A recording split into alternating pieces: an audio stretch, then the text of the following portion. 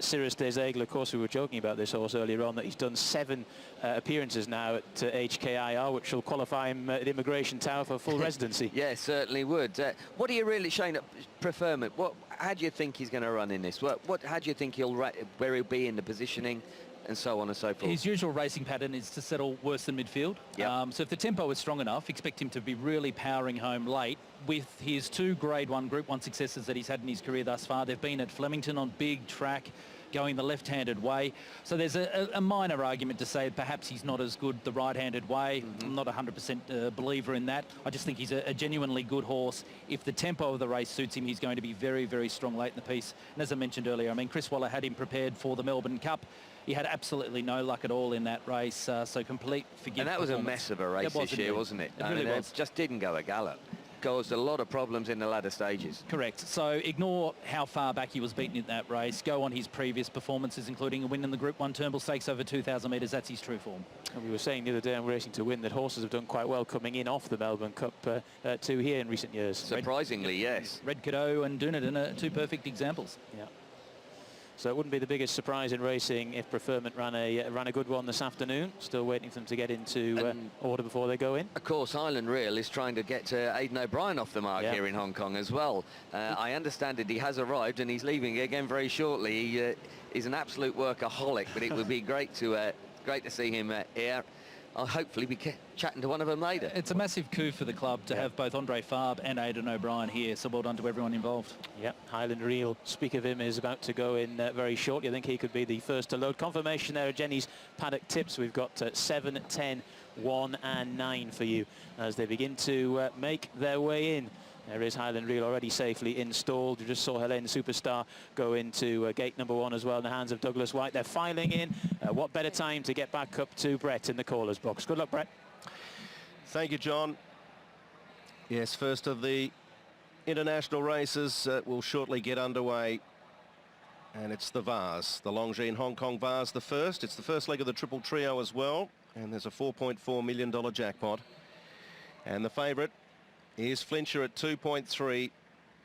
Highland Real coming down late in the betting, down to 4.9, 6.8 for Helene Happy Star. Dominant 9.9, now out to 10.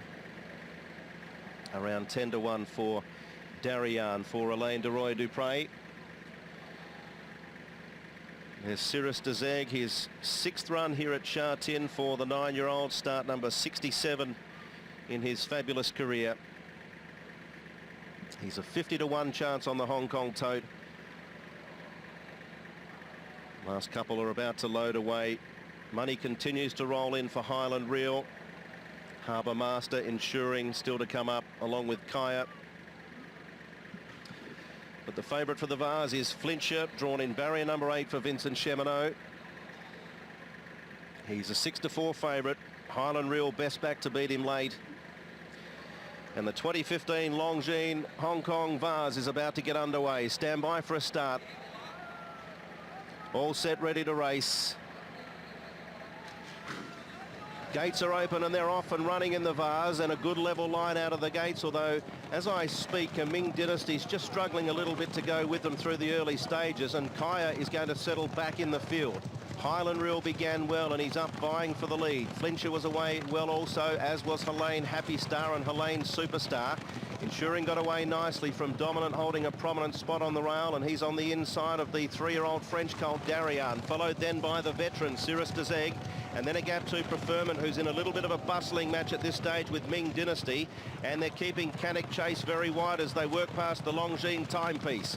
Settling back in the field now is Dominant. He's drifted a little bit back to 3rd last from Harbour Master, who's 2nd last as they pass the trainer's stand, and Kaya is back at the tail end of the field. Well, Highland Real, Brian Moore rolls on and he takes the lead, a mile left to travel. It's Highland Real leading by 3 parts of a length over in 2nd position Cirrus des Aigles. He went forward and he now sits outside of the leader.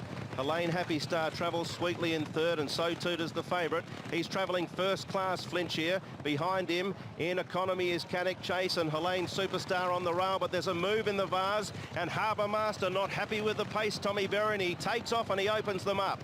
Halfway point, 1,200 metres, and Harbour Master now strides clear. 2.5 lengths to Highland Reel and Cirrus de Zeg. 2.5 further back to Helene Happy Star with Flincher. They've had good runs. 1.5 to Canic Chase from Helene Superstar and Darien in the middle. 2 away to the Australian galloper Preferment from Ensuring, and then Ming Dynasty. Dominance now been shuffled back to second last, and 2 lengths last of all is Kyra as they work to the 800 metre point, and Harbour Master has the pace and he slows it down a touch now. Cirrus de Zeg is in clear-cut second. Highland Reel back to third.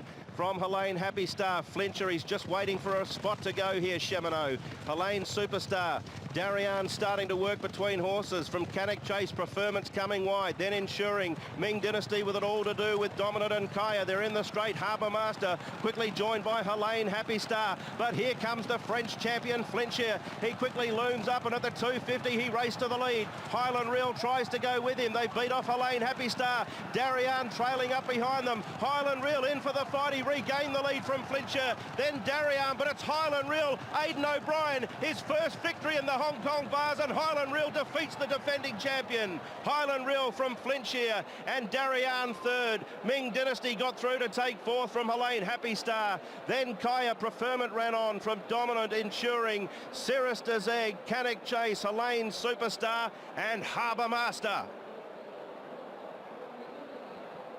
Highland Reel has defeated Flincher fair and square to take out the 2015 Longines Hong Kong Vase. Flincher had a lovely run in the race. Darien has done his best work late, a creditable third. And Ming Dynasty, who was slow to get going, he never really looked comfortable, has been able to get through and take out fourth. But Ryan Moore, Highland Reel, there was a bit of a move from Harbour Master mid-race. Moore didn't get involved in it. He just sat on Highland Reel. At one stage, he was travelling with Cirrus de Zeg. Cirrus de Zeg went with Harbour Master. Moore just sat patiently, saved the fuel for the stretch.